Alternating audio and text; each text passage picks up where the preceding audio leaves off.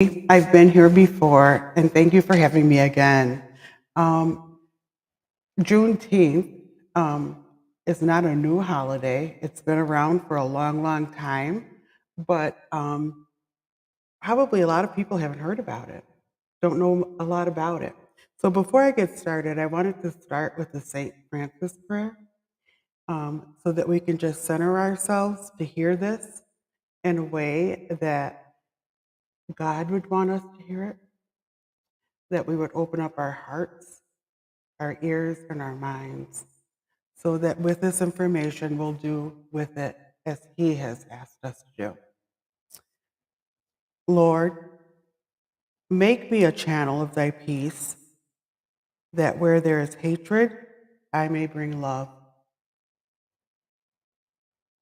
that where there is wrong, I may bring the spirit of forgiveness, that where there is discord, I may bring harmony, that where there is error, I may bring truth, that where there is doubt, I may bring faith, that where there is despair, I may bring hope, that where there are shadows, I may bring light, that where there is sadness, I may bring joy. Lord, grant that I may seek rather to comfort than to be comforted, to understand rather than be understood, to love rather than be loved. For it is by self forgetting that one finds. It is by forgiving that one is forgiven, and it is by dying that one awakes to eternal life.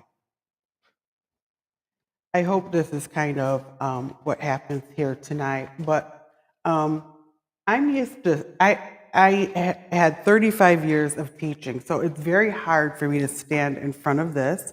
So I'm going to just ask, is it okay if I move back and forth or move around? Okay.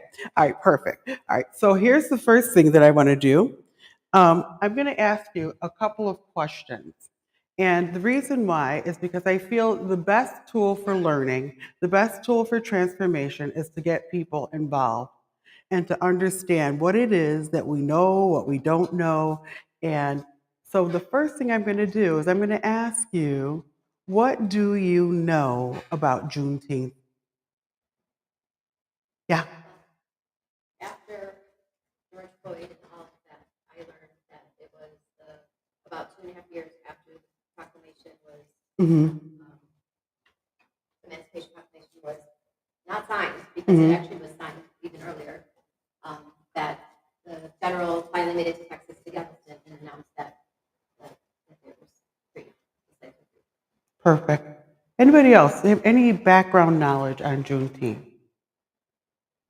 Probably what similar to Jen's. Okay. Well, I like that because basically we're starting at where I thought. Not a lot of people have knowledge about what is Juneteenth. Why should we celebrate it? So, what do you want to know? Like, why are you here tonight? What do you want to know about Juneteenth?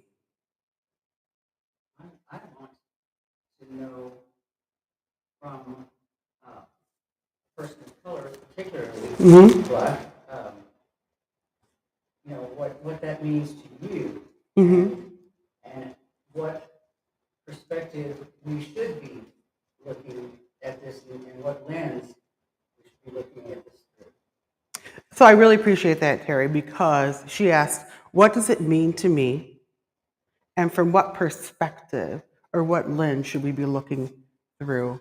And both of those questions are what I'm going to hit on tonight, actually. And I am glad that you invited me, and I am African American, and sharing this is an honor. I taught 35 years in one of the largest school districts, Schaumburg, and there was no Juneteenth lessons. There was no acknowledgement of that. And we all know, the people who are listening, that we hear a lot about teaching history and the history of African Americans. And this is an example of why we don't know about Juneteenth. It's because it was not taught in schools. And in a few minutes, you're going to find out why some of this stuff was kind of sloughed over. and that it was partially intentional. But I also want you to know that I'm a believer. And I recognize in the midst of believing that um, God is good and He's good all the time. So, the first thing I want to talk about is what does Juneteenth reveal about history as Americans? You would be surprised. So, a lot of people think Juneteenth is a day that we're going to celebrate the emancipation of slavery. No more slavery, right? Yeah, absolutely. And it is celebrated partly for that. But Terry, you asked a really important question. What does it mean to me as an African American? Why is it so important? What would I want my son to know? And what do I want all of you to know?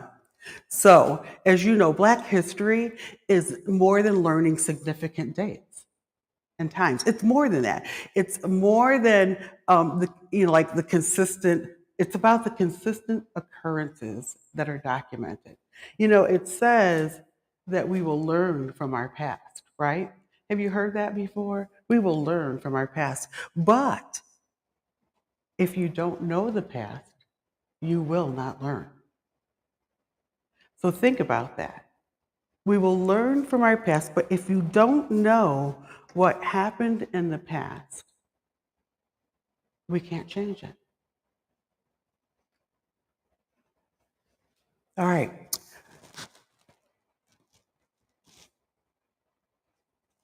Intentional. Why? I want you to hold this thought. Why don't we know these things? Was it intentional? I'll let you answer that. Is oppression intentional?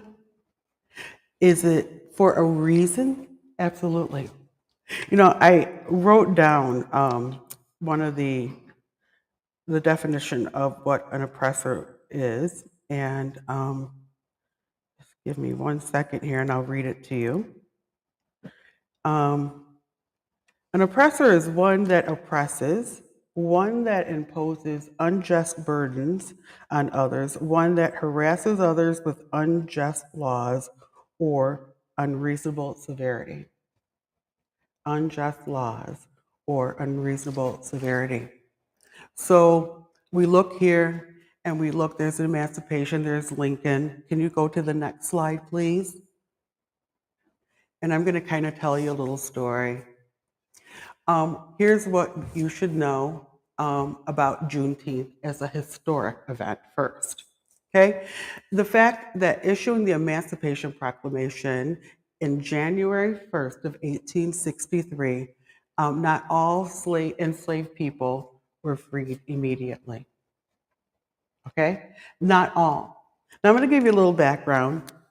Stories handed down from my family as an African American. January 1st, we in the Black African American Christian church have something that's called Watch Hour. And so I didn't even know what it meant to go to a New Year's Eve party until I moved to the suburbs. And then I realized that people went to New Year's Eve parties because I always went to church on New Year's Eve. And that is because on January 1st, all of the masters would go through their roster and decide which slaves they were going to keep, which slaves they were going to send to different places.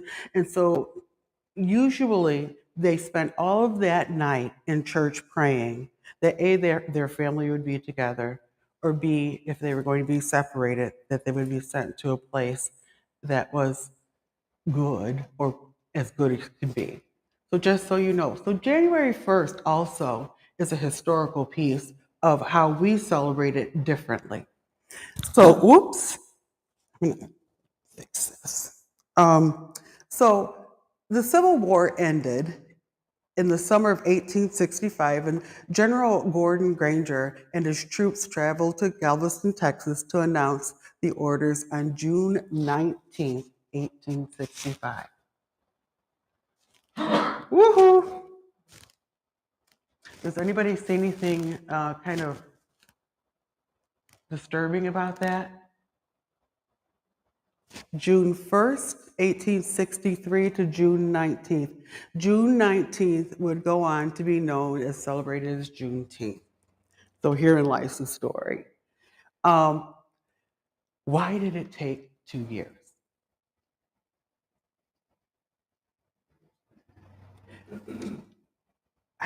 We have laws, right? We have systems. We have that now, right?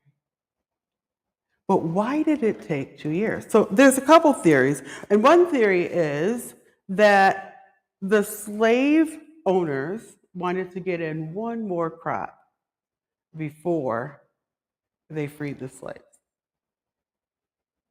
right? Another one is that the person that was bringing the papers was accosted and not able to make it. That one person. One person. And we kind of know that those things aren't true. I mean, it took 2 years to get another person to take that trip. Okay, we know that. We know how systems work. That justice was delayed. See, we see that as part of history. And I want you to think today about where else is justice delayed in our world today. Do you see the pattern of history? You know, the concept is the same. It's just that the players are different. So he encouraged the newly freed people to remain with their slave owners, and that was strongly encouraged. That was because at that particular time, when they wanted them to work, and they would give them a minuscule amount of money.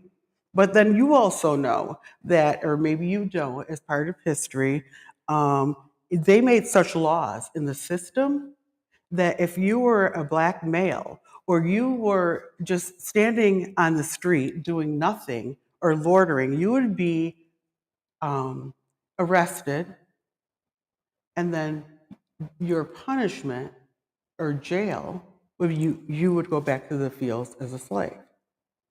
So they made the laws where it was pretty sure that you would pretty much end up continually being a slave, that nothing would change.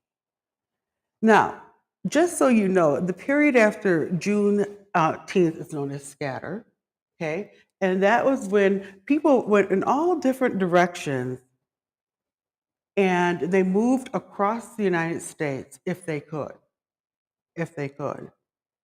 But not a lot of them had could do that. And so it has been celebrated under many names. They used to call it Flag Day. They called it many different things when I was growing up. And Juneteenth became the politically correct name in 2020. Someone said something about George Floyd. I heard about this after George Floyd. That's when that became the big thing. Because at that particular time, again, we wanted to make sure that we had, after that horrific event, something that would appease, right? Okay, let me make a national holiday. And that's when it became a national holiday. There's an Emancipation Park in Texas that was that they celebrate, and they still do celebrate it today. The the 20th century Juneteenth celebrations early on, they would do them. Juneteenth was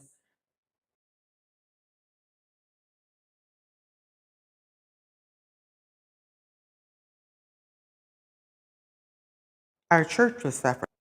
That there was a slavery Bible. We had to read from a Bible that took out the message of freedom. They didn't want us to get those lines twisted, right? So I'm telling you all this to set the knowledge and let you know that Juneteenth is a celebration for many reasons. We didn't have the correct gospel of understanding that we were delivered. Those things are taken from us. Justice was delayed. Information wasn't given to us. The system was created so that we would remain the same. When I say we, I mean, African Americans, right? So the celebrations had to be in secret. But my culture did everything in secret. We had secret church. We had to read from the real Bible in secret.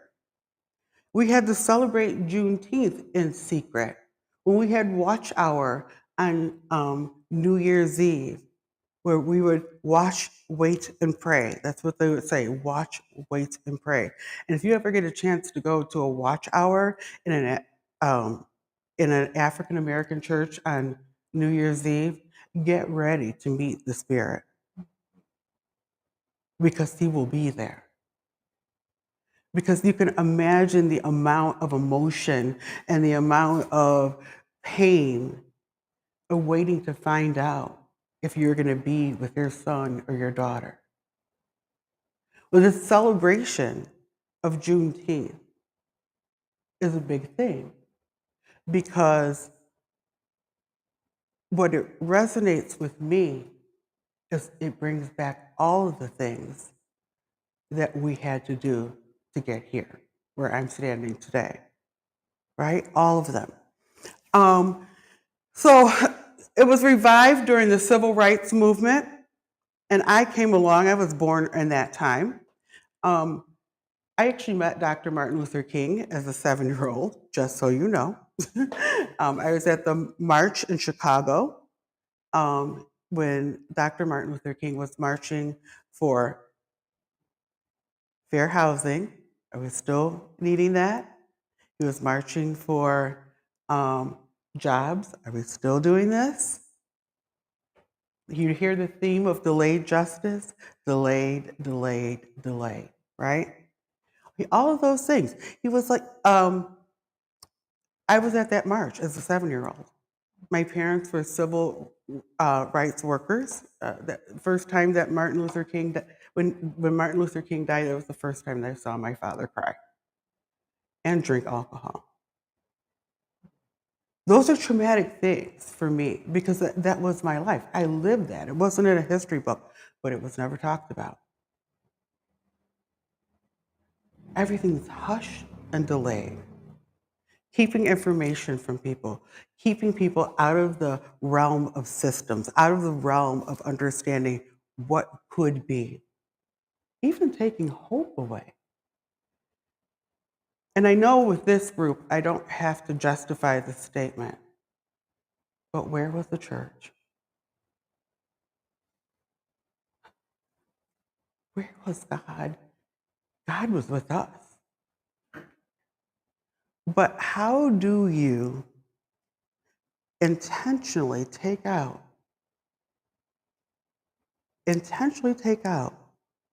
the part that we are free in the Lord? How do you do that and remain calling yourself a child of God? But do we see it today? Do we have people in this world, in the United States, that call themselves a child of God, but you don't recognize them? You don't recognize them. They don't look anything like Jesus. They look far from it. So we continue those celebrations today. And the Senate passed a bill in 21 that it would be actually a federal holiday. And so that would be what we're celebrating on Monday. So what I want to say to you is the historical part of it, the gist that you should take away is justice was delayed purpose, for a purpose. And they did it through a system. And it was an economic reason. That's what you should take away. And then they set up a system to further enslave people. So what is it that I really want you to take away? What is it that we all should be doing on Juneteenth? Okay? So why is it important? Juneteenth marks a day of major significance in American history. No one talks about this. This is not in the history books in school. I guarantee you, I taught the lowest grade I taught was second, all the way up to teaching teachers. And none of this is in the curriculum. None of this is in the social uh, curriculum. It's a significant part where freedom for Black people has been delayed, was delayed, and is delayed. Right? It's a reminder that nobody is free until everybody is free. You see, on Juneteenth, they weren't free in 1863. They didn't get the message in Texas. Some did in other states, some didn't. But the people also who were their oppressors were not free. It should be a day when all Americans celebrate that we are liberated and created equal. It should be a day to reflect, learn, and grow as a nation. I love the part when it says reflect and learn, right? Okay, so I think to myself, people are like, oh, well, what's Juneteenth? Why Juneteenth? What's the celebrations look like? I'm going to tell you in a minute. They're quite fun. I'm very proud to be African American. I'm very proud of our celebration. If there's one thing that we can do is throw a party. But the one thing that I think that we have to do is know why we're celebrating, but we're not celebrating as much as we're reflecting. As much as we are making a recommitment to growing. Because if you're in this room, I have a feeling that you understand what it means to be oppressed. If you're in this room, I have a feeling that if you have a relationship with the Lord, injustice bothers you. Right? Go ahead and switch the slide. So I'm going to give you a call to action. You just start with a self-inventory. Okay? What do I know about the systems in the United States today? Where is justice being delayed for anyone? Where? Where are you seeing people not having the information, not having the same rights, not being able to read about themselves, not being able to marry someone of a different color? Where do you see those things creeping up again? Where do you see injustice? Think about that. Become an ally and educate yourself about racism, but everything else. You see, Juneteenth talks about the injustice, and injustice is the theme, but everywhere. Anti-Semitism. What's going on there? Why do we have immigrants in Chicago eating molded food? We're children of God. Why is this happening? Choose to live a life of offense rather than defense. What can I do? I'm not going to defend and fight and argue with you. There's things that we can do. We need to go back in your file folders way back then. What would it have been like if one person in 1863 knew that the slaves were freed and decided, I'm going to let them know? We wouldn't be standing here today. All the things that are happening because somebody's dropping the ball that God asked us to pick up, and we're not doing it.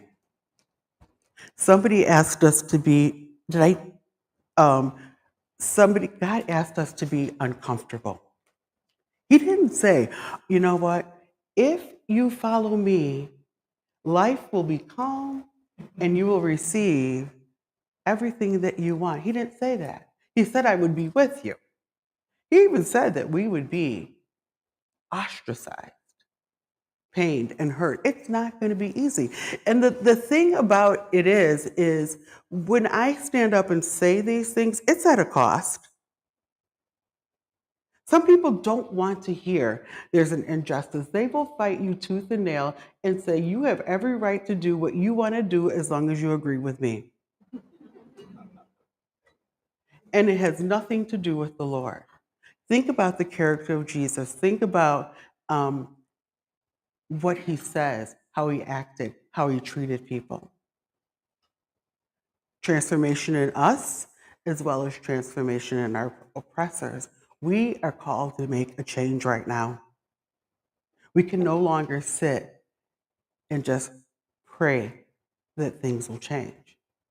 We've got to stand up and do what God has asked us to do, and that is go out and show the world his love and who he is by being willing, by not having fear.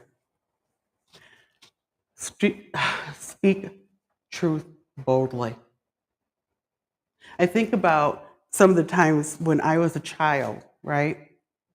And living here in DuPage County since 1967, I was one of the few African American families. My parents got here as a result of fighting redlining. My brother was extremely smart, questioned all the time as to did he cheat on his tests. Um, you know, I, as a child, didn't realize, but God is a great God and good, and that's why I said this all the time. God is good all the time. When I was playing outside and it started to rain, all the kids would scatter and go in the house, and they would say, "Wait, let me ask my mom if you could come in," but all the other kids would go in. And I never realized until I became an adult why. Because I was different. Now, God saved my heart then. I was like, oh, but the crushing realization of realizing that that little 7-year-old girl was left out. As an adult, someone speak the truth boldly. Nobody stood up. Nobody stood up.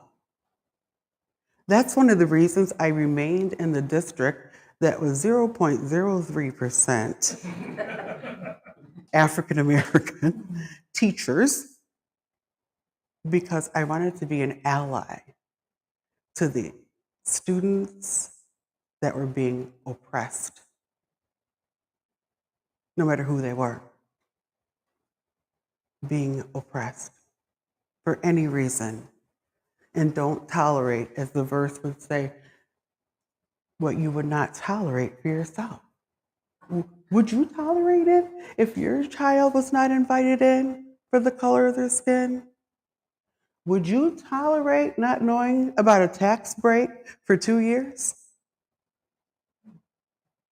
No. You wouldn't tolerate it. You would be angry. You would feel like this, we're going to do something about this. We're going to blah, blah, blah, blah, blah. Speak the truth boldly. Don't tolerate it. Get to the point where you are like Jesus. Get to the point where you're very matter of fact about the fact that you're right. Jesus didn't ask for permission to speak, but everything he did caused people to reflect on their inside. Think about the woman at the well. Did he shame her? We can't do that. We can't shake our fingers in people's faces that don't get this and say, you did this and blah, blah, blah. We can't. We have to pose questions. We have to stand up. We have to change systems. And we have to be the light that God asks us to be in the character of Jesus. Otherwise, we become January 6th. That's not what we want. That's not who we are. That's not who I am. So what do we do? Well, let's get to the fun part. So when I was growing up, Juneteenth, and as I said, it was different days. They would serve red foods such as hibiscus punch, red velvet cake, which is from the South, by the way. It's a chocolatey cake that's red. Um, and it's believed by West African that the color red, it has to do with spirituality, death, and life. And so you'll see like the red Kool-Aid and the red this, but that's one of the things. So if you're wondering like, why are they drinking red Kool-Aid? Why red velvet cake? Why all the different red things? Wearing red was a big thing on Mother's Day. In Black communities, red and white is a big thing because you wear white if your mother is dead and red if your mother is living.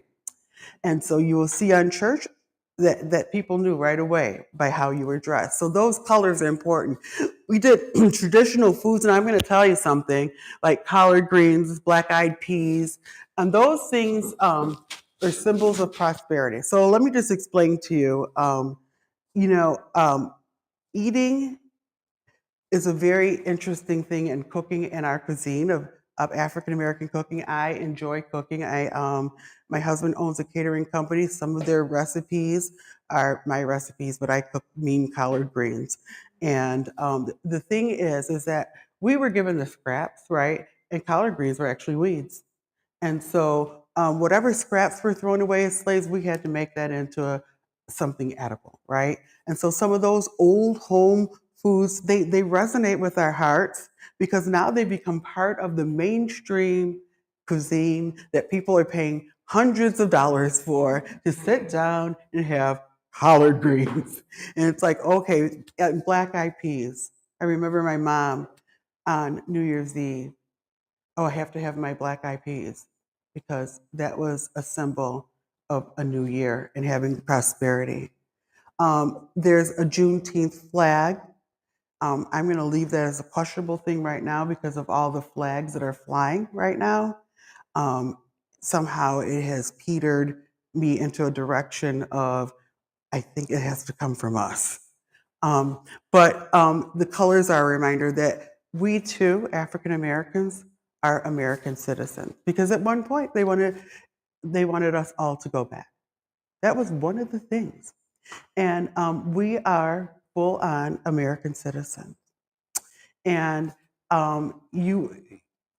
where did we see that being questioned in our time? Do, pardon? In Congress. Whether we are American citizens. Remember Obama? Oh, yeah. And exactly, where do these things come from? Juneteenth is about history. If you don't know your history, you won't know why that whole thing was so degrading. Is he really a citizen? The underlying thought is you don't deserve to be here. We don't want you here. So, right? Exactly. So, what you need to do is reflect on your thoughts and actions. Don't be afraid to tell people what Juneteenth is about. It's about delayed justice and recognizing that we are still delaying justice. It's about the history that has never been taught that shows consistent delaying of justice. And if you don't know it, then how can you change it? How can you feel anyway? When I sat there as a child in my classroom of all white students, right? I felt ashamed of who I was because I didn't know my history. I didn't even know what Juneteenth was. What I did know was that everyone around me knew that I came from slavery. What I did know was I really wasn't wanted in that classroom, even though I had little children as friends. but the expectations were a little lower for me. What I did know was when I went home, I felt different than I did in the world. It took me a long time to look in the mirror and see myself as a child of God. A very long time. And it still is a daily battle with the news and the constant information being poured into me to stand up and say, God, I'm your daughter. You made me. I have to renew that daily. In your community, I have a heart for anybody who's oppressed. It scares me. When they're talking about the LGBT community, when they're talking about anti-Semitism, when they're talking about immigrants, when they're talking about any of it, I think about Jane Elliott, and I think about the fact that when the Holocaust came, you know, they would see their neighbors being taken away and sit in their kitchen window and do nothing and say nothing. I feel like I'm seeing that today. Where is my church? Where are our allies as Christians? This Christian thing is getting twisted. It's getting very twisted in our community. How many times have you been at a party, I was going to say cocktail party, but a party or an outing, and someone's saying something that isn't setting right with you? I've done it. Because you don't know what the consequences are. But we have to dial up God again. We cannot be fearful. Oh, well, I don't want to hurt so-and-so's feelings, or I don't want to. We have to practice ways to be able to say to that person, that might be your point of view, or that might be your understanding, but let me give you this perspective. In the same voice and demeanor that Jesus would have done it. He wouldn't have filled that person with shame. He wouldn't have called them names. He wouldn't have made them feel bad, but he certainly would have shared his Father's word, right? Social justice movements, criminal justice reform, immigration, all of it, right? Anywhere you see injustice, anywhere, if your heart isn't bleeding for it, then I want you to make sure that you're reading that Bible. Because Jesus is justice. Think about every encounter with Jesus was justice related. It was, what is just? Who's going to throw that first stone? Justice. The tax collector, justice. Right? Justice. You can change the slide. Okay? Oh, sorry, it's on my phone. Okay. Yeah, there you go. Okay, so as I was saying, live as people who are free. That's us. I think we live like we're in bondage. I want you to think about this tonight. Do you feel like you have shackles sometimes? That I can't say this, I can't do this, because if I do, you are free. Not using your freedom, though, as a cover up for evil. Not using that power.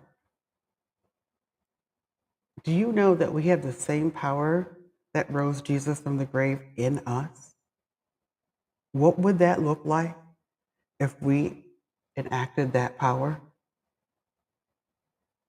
We have that in us. We have that in us, but living as servants of God. So when I take me out of the equation and think about servants of God, I'm a different person. There is no cost.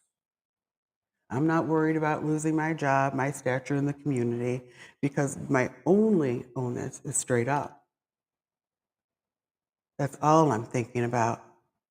Will I hear, well done, good and faithful servant? Will I hear that?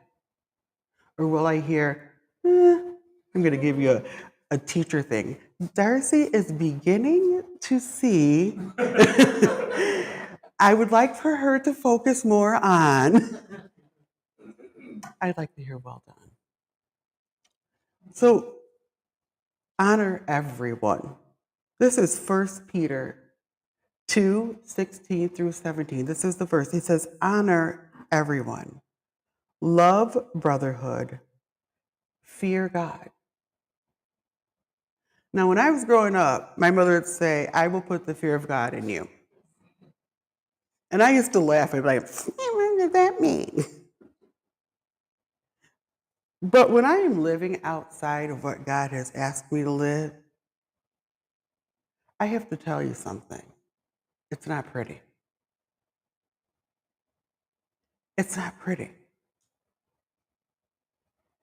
When I am living what God has asked me to live and do, it's not easy. But there's a sense of just righteousness and fairness and hope that I can't deny. The other way, I fail consistently because it's on my own. And the last is honor the emperor. Live as people who are free, not using your freedom as a cover up for evil, but living as servants of God. Honor everyone. Love the brotherhood. Fear God. Honor the emperor. 1 Peter 2:16-17. So Juneteenth is about the fact that history was delayed. We can recite the dates all you want, 1863 to 1865, and we can moan and groan that it was 2 years. And people can stand up and bellyache and say, well, that was history. But unfortunately, right now, I don't have to go back to the history pages to show them where injustice is delayed. More than 2 years. We have not learned. We still need to grow. We still need to speak up. And so my call to action on Juneteenth is Monday is a day that you will see a lot of things. You'll see, and I'm going to say this about teaching history in schools. You can see the damage that it does, and I'm not on a soapbox. I'm just telling you that do you see in Germany that they did not teach about the Holocaust? They taught about it because how do you repent from something that you don't know? I do not blame my sisters and brothers who don't know because the information was held from them too. That's the takeaway here. The history that I taught for 35 years, compliant to the district outcomes and the district norms, none of this was in there. None. The only Black history those students got was from me, sharing my childhood, my life, and my information. And that's when God asked us to go out and be disciples. And he asks us to be in places where we're going to be uncomfortable. So, is that what you thought Juneteenth was going to be about? It's a little deeper than just the fact that we celebrate and that finally the slaves are free. Thank you.